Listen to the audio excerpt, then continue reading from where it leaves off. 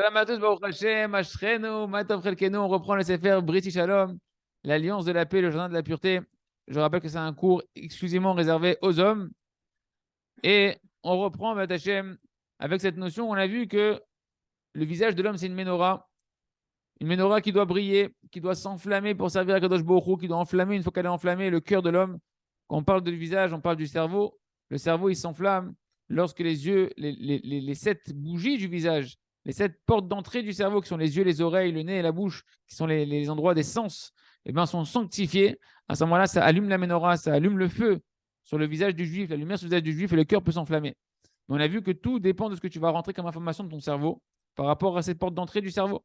De là, on apprend, les amis, l'importance de l'étude de la Torah et d'étudier la Torah en profondeur, avec compréhension, avec une compréhension clarifiée et profonde, jusqu'à ce qu'une personne il va connaître véritablement et faire un avec la Torah d'une connaissance totale. Pourquoi? Parce que quand on parle de Yediah, la Yediah, c'est une compréhension profonde que l'homme il fait un avec elle, qu'un homme il connaît et qu'il fait un avec la Torah qu'il a étudiée. Et ça, à partir du moment où la Torah elle fait un, qu'elle devient une partie de toi, elle devient une partie de ton cerveau. Tu deviens toi-même la Torah. Tu es une Torah, tu deviens une Torah vivante. C'est ce qu'on voit chez les tzadikim. Qu'on dit qu'on doit se lever devant un Talmid Chacham parce qu'il incarne la Torah en la vivant. Comme c'est marqué allusionné dans le Passouk, Zot à Torah, Adam, qui amoud Baoel. Voici la Torah, c'est l'homme qui meurt dans la tente de la Torah. Mais en réalité, c'est quoi? C'est marqué Zot à Torah, Adam. Voici la Torah, c'est l'homme. L'homme, il doit être la Torah. Que l'homme qui connaît la Torah et qui la vit, il devient lui-même la Torah.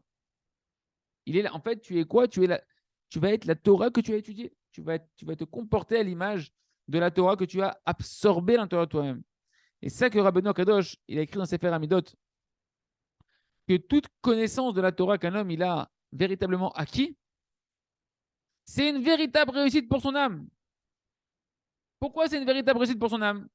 Parce qu'en fonction de ce que tu as rentré dans ton cerveau, des connaissances, des informations que tu as en rentré dans ton cerveau, comme ça, ton âme, elle va te faire vivre dans ta vie de tous les jours. Tu vas te comporter en fonction de ce que tu as étudié. C'est pourquoi qu'en réalité, quand on a des questions, quand on a besoin d'une direction à prendre dans la vie au niveau, on veut avoir la lumière de la Torah pour pouvoir savoir comment gérer telle ou telle situation, vers qui on se tourne?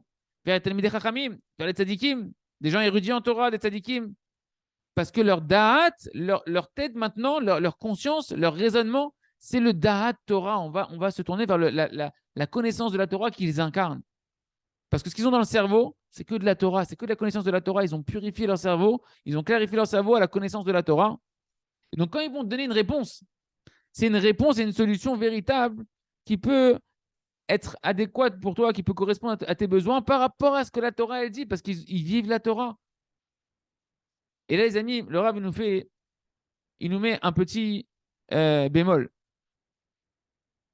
Il nous dit, quand on parle d'étudier la Torah avec profondeur, il faut bien comprendre de quoi on parle. On ne parle pas que d'étudier en profondeur la Gemara, les commentaires de la Torah, les commentaires de la Gemara, le Shulchan Aruch, avec tous les commentaires du Shulchan Aruch. C'est sûr qu'il faut étudier les poskim, la Gemara en profondeur, mais ce n'est pas suffisant. Bien que ça fait partie d'une partie très importante et fondamentale de la construction du cerveau d'un homme et de la purification du cerveau d'un homme. Il nous dit, le Rav, l'essentiel, c'est d'arriver à avoir une compréhension en profondeur et clarifier mamash dans les profondeurs et l'intériorité de la Torah. C'est quoi la profondeur et l'intériorité de la Torah? C'est la réparation et la purification des traits de caractère, l'acquisition d'une émouna, de la émouna que la Torah elle comporte, de la conscience d'Hachem, d'arriver à un attachement véritable à Kadosh Baruch Hu et à l'accomplissement de sa Torah avec doucha, avec sainteté, d'étudier, d'accomplir la Torah avec joie, avec volonté, avec amour, avec crainte.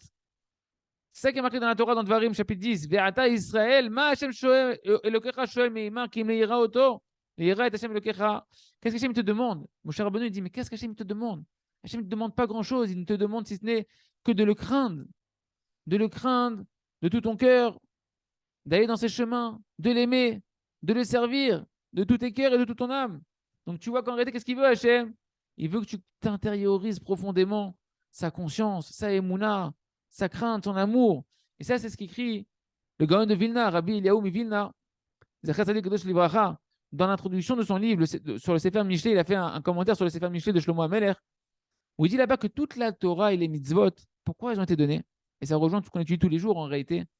pour réparer les midotes. Donc en réalité, tu dois approfondir ton étude jusqu'à ce que ton étude elle va aller t'aider à réparer tes traits de caractère. C'est ce qu'écrit également dans son introduction à son Sefer, le Chovot Alvavot, que l'essentiel du service de l'homme sur terre, c'est d'intérioriser et d'accomplir les mitzvot qui dépendent du cœur. C'est quoi les mitzvot qui dépendent du cœur, les commandements qui dépendent du cœur? La crainte d'Hachem, l'amour d'Hachem, etc. Il nous dit le Rav, c'est mamash un grand défaut de s'occuper que de la compréhension de la Torah, de faire des pilpoulim et de la Gemara, de comprendre des raisonnements, etc.